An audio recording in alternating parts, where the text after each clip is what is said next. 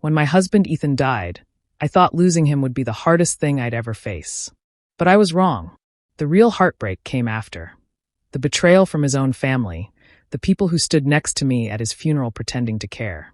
Stick with me while I share my story, and if it touches you, don't forget to support our channel by hitting that subscribe button, dropping a like, and sharing it with the people you care about. Ethan's death was sudden. One moment we were having dinner, talking about his plans to expand his small construction business, and the next he was gone, just like that. The house felt empty without his voice, his laugh, his warmth. I thought his family would be there to help me through it, but they became strangers overnight. His mother, Margaret, stopped calling. His sister, Lydia, barely looked at me at the funeral. When I tried to talk to them, they said things that cut deeper than any wound. Margaret told me I had no real claim to anything Ethan owned, that everything belonged to the family. I was too shocked to respond. I had lived with Ethan for 7 years, married for 4. We had built that home together. A few days after the funeral, I came home to find boxes on the porch. My clothes, my shoes, even Ethan's old jackets, everything packed and dumped outside. The locks had been changed. I stood there, holding the doorknob, realizing I was no longer welcome in my own house. Margaret opened the door, looked me straight in the eye, and said, "It's better this way, dear. You'll move on faster." Then she shut the door in my face. I sat in my car for hours, crying until my throat hurt. It felt like I had lost Ethan twice, once to death, and again to the cruelty of those he left behind. I didn't have much money on hand, so I checked into a cheap motel that smelled like mildew and regret. I couldn't sleep that night. Every time I closed my eyes, I saw Ethan's smile, and then Margaret's cold expression replacing it. I didn't understand how everything changed so fast. Just weeks earlier, we'd had Sunday dinners together. Lydia would laugh, Margaret would compliment my cooking. I thought we were a family. Now, it was like I was a stranger who had overstayed her welcome. I tried calling Margaret once more, just to talk things out, but she hung up before I could finish my sentence. Lydia sent me a text that said, "It's time to move on, Ava. Ethan's gone. The family needs space." The words burned. I had nowhere to go, no one to turn to. But deep down, I knew Ethan wouldn't have wanted this for me. Somewhere in all that pain, a small spark of strength began to form. I didn't know it yet, but that night in that lonely motel room was the start of something they never saw coming. Ethan's funeral was the day everything truly broke inside me. I tried to hold myself together, to stay calm and respectful, but his family made sure I felt like an outsider. Margaret, his mother, refused to let me sit in the front row beside Ethan's casket. She said that space was for family only. I stood there frozen for a few seconds, my hands shaking, before quietly sitting in the second row. People gave me confused looks, and I could hear whispers behind me, but I stayed silent. During the service, I caught Lydia's voice more than once. She leaned toward a few guests and whispered things like, "She only married him for his money," and "Ethan could have done better." My chest felt tight, but I didn't cause a scene. I just kept my eyes on the floor, waiting for the nightmare to end. When the service was over, Margaret walked past me without a word. She didn't even look at me. Not once did she ask how I was doing or if I needed anything. I watched as she and Lydia stood together, greeting people, acting like I wasn't even there. I felt invisible. That evening, when I finally got home, I wanted nothing more than to crawl into bed and cry. But when I opened the front door, my heart stopped. The hallway was lined with boxes, my boxes. Everything that belonged to me had been packed up and placed by the door. My clothes, the photo frames Ethan and I hung together, even our wedding album. Margaret stood in the living room when I walked in. She crossed her arms and said, "It's better this way. You can take your things and go before this gets messy." I couldn't even speak. My throat went dry. Lydia stood behind her, pretending to look busy on her phone, but I could see the smirk on her face. I tried to reason with them. I told them Ethan and I had built this life together, that this was my home too. Margaret just said, "You have no legal claim to anything here. It's all in Ethan's name. And now that he's gone, it belongs to the family." That night, I packed what I could fit into my car. They didn't even help. Margaret stood by the door as I carried my last box out, and just before I left, she said, "You'll thank me one day." I didn't answer. I just drove away with tears streaming down my face. The next morning, when I returned to pick up a few forgotten things, I couldn't even get in. They had changed the locks. My keys no longer worked. I stood there on the porch, staring at the door that used to open to warmth and laughter, and realized I was now a stranger in my own home. That's when the betrayal truly sank in. The people who were supposed to be my family had turned me out like I was nothing. And as I drove to a cheap motel with everything I owned stuffed in my trunk, I knew one thing for sure. They had no idea who they were dealing with. A week passed, and I was still staying in that small motel room that smelled like old coffee and damp carpet. My mind wouldn't stop replaying everything. The funeral, the boxes, the locked doors. I knew I had to do something, but I didn't know where to start. I remembered that I still had one of Ethan's old storage boxes in my car trunk. It was something I had grabbed in a hurry when I was packing up that night. I decided to open it. Inside were folders, receipts, and documents that Ethan always said were important. I started going through them one by one. There were bank statements, insurance papers, and mortgage files. My hands shook as I looked at the signatures. Most of them had both our names, mine and Ethan's. But Margaret had told me everything was in Ethan's name, that I had no rights to anything. That was the first time I realized something didn't make sense. I took a closer look at the papers. Our house mortgage document clearly said joint ownership.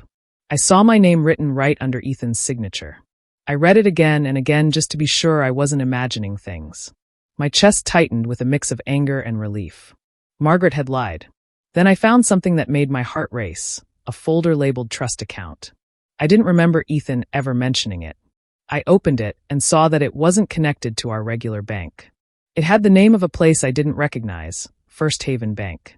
The document showed both our names again, and next to Ethan's signature was a note that said, "For her if I'm gone." I froze for a moment. My eyes filled with tears as I held that paper. It felt like Ethan was reaching out from beyond, making sure I'd be okay. He had planned something quietly, something he didn't want his family to control. I kept digging through the box, and I found a small envelope with handwritten notes Ethan had made about his finances. He wrote about how his family never respected boundaries, how he wanted to make sure Ava has security if anything happens to me. That line broke me. I whispered his name and cried for a long time. It was like the fog in my head finally started to clear. All this time, I had been believing what Margaret said, that I had nothing. But now, right in front of me, I had proof that Ethan trusted me, that he wanted me protected. I didn't know exactly what that trust meant or how much was in it, but I knew it was something Ethan had left behind just for me. My heart felt a small spark of hope again. I wiped my tears, folded the papers neatly, and put them back in the folder. That night, I couldn't sleep. My mind kept repeating the name First Haven Bank. I decided that in the morning I would go there.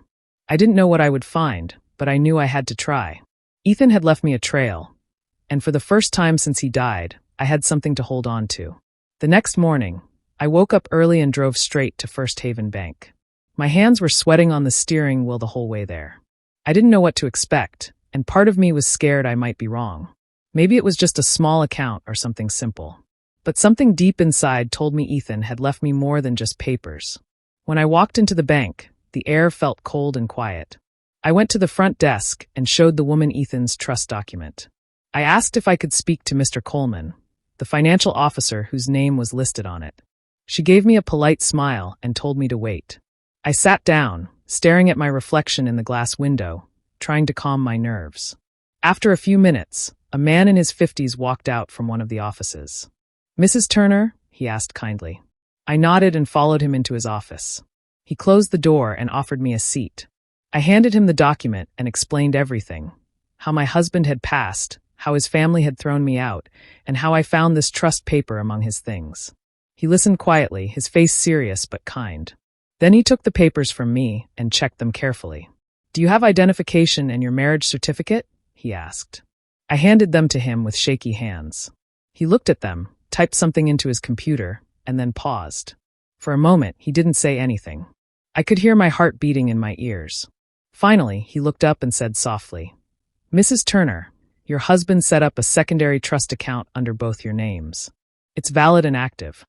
I didn't understand at first. "What does that mean?" I asked. He smiled a little and said, "It means this account belongs to both of you, and since he's passed, it's legally yours now. And," he hesitated, pulling up another file on his screen, "it seems your husband kept this separate from his family. They don't even know it exists." Tears welled up in my eyes as I listened. He continued, "The The trust contains his private savings, business profits, and some long-term investments. It's not a small amount, Mrs. Turner. He made sure you would be taken care of. Then he opened a drawer and pulled out a sealed envelope. Your husband left this here with specific instructions. It's addressed to you. My hands trembled as I took it. I opened it slowly, and inside was a single piece of paper with Ethan's handwriting. If anything happens to me, this money is for her. Not them. I couldn't breathe for a moment. The words blurred through my tears. Ethan had known exactly what might happen.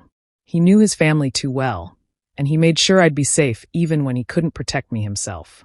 Mr. Coleman gave me time to compose myself, then walked me through the next steps. By the time I left that office, my heart felt different, still broken but stronger. For the first time since Ethan's death, I didn't feel powerless. I had proof of his love and trust. And deep down, I knew this was just the beginning of something they never expected. When I left the bank that day, I sat in my car for a long time just holding Ethan's letter. The paper shook in my hands, but my heart felt steady for the first time in weeks. It was like he was still with me, guiding me, making sure I'd be okay. I could almost hear his voice telling me not to let them win. For the first time since he passed, I didn't feel lost. I felt protected. Mr. Coleman had helped me transfer everything legally into my own account. He explained every step carefully and made sure I understood it all. When the final signature was done, he looked at me and said, "Ethan planned this carefully. He wanted you to have control." Those words meant more to me than he knew. I thanked him, holding back tears, and promised myself I'd use the money wisely. When I got back to the motel, I finally allowed myself to breathe. I looked around the small, dim room that had become my temporary home and thought, I don't belong here. I had enough now to start over, maybe even buy a new place, but I wasn't ready yet. I wanted time to think. For a few days, I stayed quiet. I didn't contact anyone. I just went for walks, ate simple meals, and tried to find peace. I thought maybe I could let it all go. The insults, the humiliation, being thrown out of my home. Maybe I could just walk away and start again somewhere else. But peace didn't last long. One afternoon, my phone rang. I almost didn't answer when I saw Lydia's name, but curiosity got the better of me. The moment I said hello, she started talking like nothing had ever happened. "Hey, Ava," she said, her voice light and cheerful. "Just wanted to let you know we redecorated the house. It looks so much better now. You wouldn't even recognize it." I went completely silent. She laughed softly, like she was proud of herself. "Oh, and we finally got rid of that old furniture you liked so much. It was so outdated." Something inside me broke in that moment. My throat burned, and I could feel my hands shaking, but this time it wasn't from fear. It was anger. The kind that builds slowly until it can't be ignored anymore. I didn't yell. I didn't give her the satisfaction of hearing me cry. I just said, "Enjoy it while you can," and hung up. After that call, I sat quietly for a long time, staring at the ceiling. Ethan's letter was still in my purse. I took it out and read it again. This money is for her. Not them. The meaning hit me deeper this time. Ethan hadn't just wanted to protect me. He'd trusted me to stand up for myself. That night, as I stared out the motel window, I made a promise to him and to myself. I wouldn't let them erase everything we built. They thought I was weak, that I'd just disappear. But I wasn't going anywhere. After that call from Lydia, I didn't sleep much. I kept replaying her words over and over in my head. How easily she laughed about redecorating the house Ethan and I built together. At first, I wanted to storm over there, to shout and demand what was mine. But then I remembered Ethan's letter. He wanted me to be strong, not reckless. That's when I decided I needed to be smart. The next morning, I searched for an attorney who specialized in estates and property law. I found a quiet, older man named Mr. Jensen whose office was just a few miles away. When I met him, I told him everything, from Ethan's death to being thrown out, to discovering the trust and the documents with my name on them. He listened carefully, nodding without interrupting, then asked to see the paperwork. I handed him the files I had gathered, the mortgage agreement, the trust documents, and Ethan's handwritten note. He looked through each one slowly, making small notes on a pad. When he finished, he leaned back in his chair and said, "Ava, everything here shows that you're not just entitled to part of the estate. Half of it legally belongs to you." I was speechless for a moment. "You mean the house?" I asked quietly. He nodded. "Yes. The mortgage lists both your names. They had no right to change the locks or remove you from the property. And since Ethan didn't leave a will transferring ownership, your share automatically passes to you as his spouse. They've been living in your property without legal permission. Hearing that filled me with a calm kind of strength. It wasn't anger anymore, it was clarity. I told him I didn't want drama or confrontation. I just wanted what was rightfully mine. He smiled and said, "Then we'll do this quietly." Over the next few days, Mr. Jensen filed a motion to freeze the property's title and secure Ethan's estate accounts. He explained that this would stop anyone from selling, transferring, or using the property until the court reviewed ownership. He also arranged for notices to be sent to Margaret and Lydia through their attorney. I didn't tell anyone what was happening. I just waited. 3 days later, my phone rang. It was Mr. Jensen. "They've been served," he said simply. Later that evening, I imagined the scene in that house. Margaret opening the letter from the court, her hands probably trembling, Lydia standing behind her confused and scared. They must have realized in that moment that everything they thought they'd taken from me was slipping through their fingers. It wasn't about revenge anymore. It was about fairness, about restoring what was mine. Ethan had built that home with love, and I wasn't going to let them erase me from it. For the first time in weeks, I slept peacefully. I knew the fight wasn't over yet, but now it was being fought on my terms, with proof and law on my side. The quiet part of me, the one they thought was weak, was just beginning to show her strength. It was time they learned who they had really underestimated. A few days after the court notices were sent, Mr. Jensen called to tell me that Margaret had requested a meeting. He said she was furious and wanted to clear things up. I could already imagine how that conversation would go, but I agreed to be there. I wanted to face them and finally hear what they had to say when the truth was in front of them. When I arrived at Mr. Jensen's office, Margaret and Lydia were already there. Margaret was pacing the room, her face red with anger. Lydia sat quietly in a chair, looking smaller than usual, her confidence gone. The moment I walked in, Margaret turned toward me and snapped, "How dare you do this to us?" I didn't answer. I just took a seat beside my lawyer. Mr. Jensen remained calm as he opened a folder filled with documents.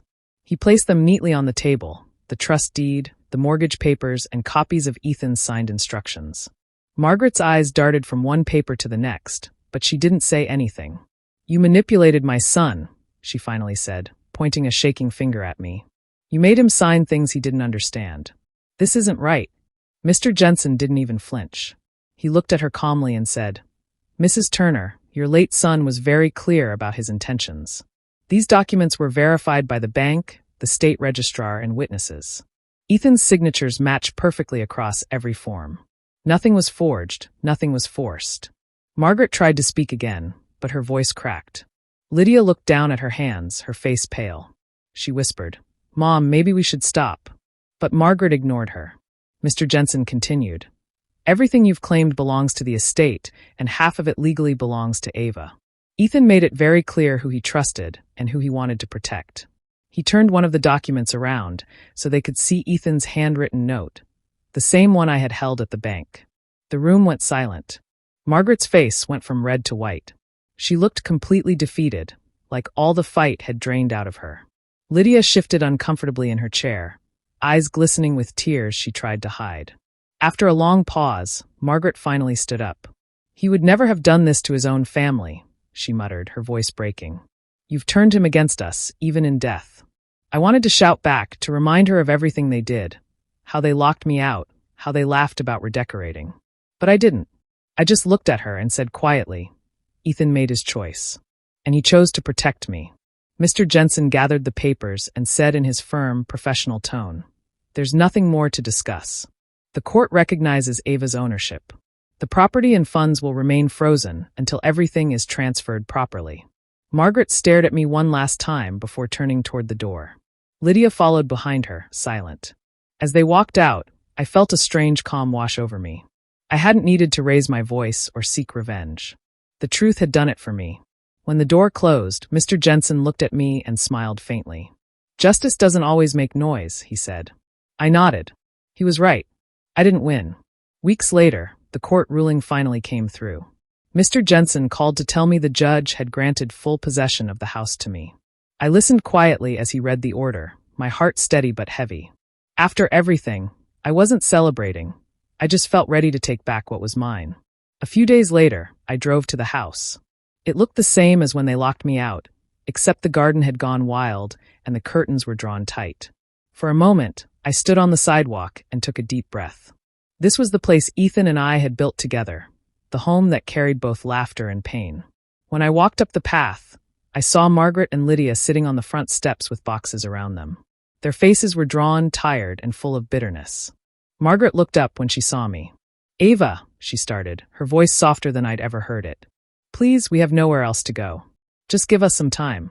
I remembered that night, standing outside in the rain, my clothes thrown into garbage bags, their laughter echoing from inside as I knocked on the locked door. I remembered the humiliation, the cold, the disbelief that they could be that cruel.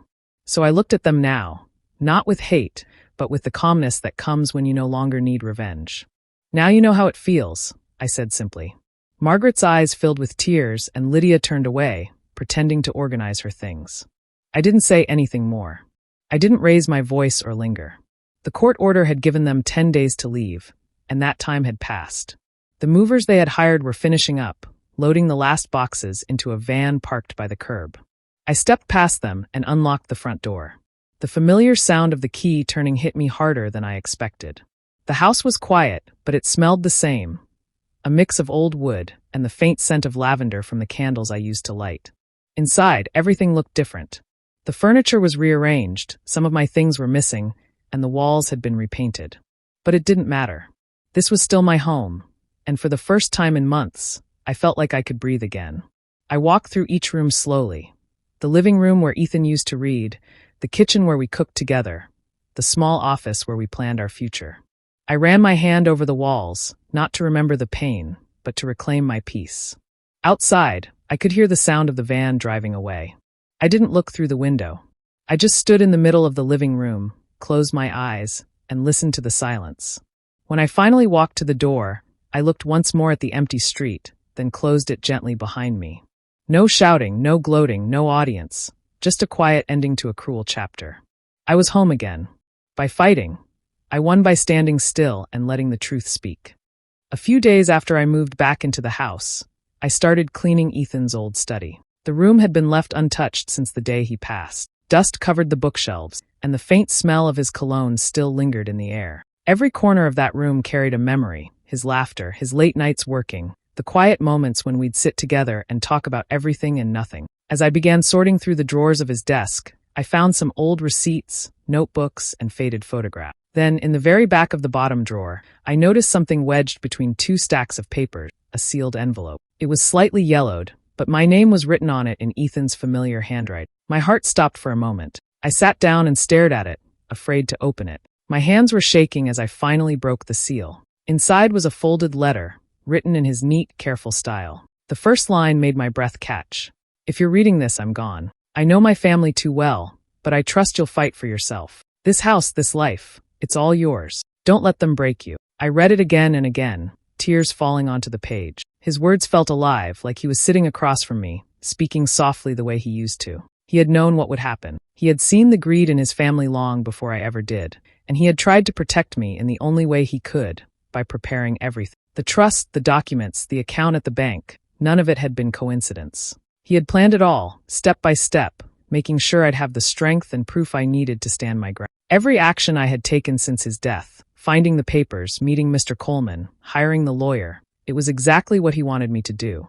I could almost hear his voice saying, "You'll be fine, Ava. You're stronger than you think." For a long while, I just sat there, holding the letter close. The anger, pain, and loneliness that had followed me for months began to soften. Instead of bitterness, I felt gratitude. Ethan might have been gone, but in every way that mattered, he was still guiding me. I placed the letter back in its envelope and put it in a small box with our wedding photo. Then I closed the drawer gently. The study didn't feel empty anymore. It felt warm, like Ethan's presence was still there, watching over me. That night, I lit a candle on his desk and whispered a quiet thank you. I finally understood that I hadn't been fighting alone. Every move, every decision, had been part of his silent plan to keep me safe. And now, with his words in my heart, months passed and slowly, the house began to feel like mine again. The anger that once filled the air was gone, replaced by calm and light. I started making small changes, repainting the walls, fixing the porch Ethan had built, and clearing out the things that reminded me of the pain. I didn't do it to erase the past.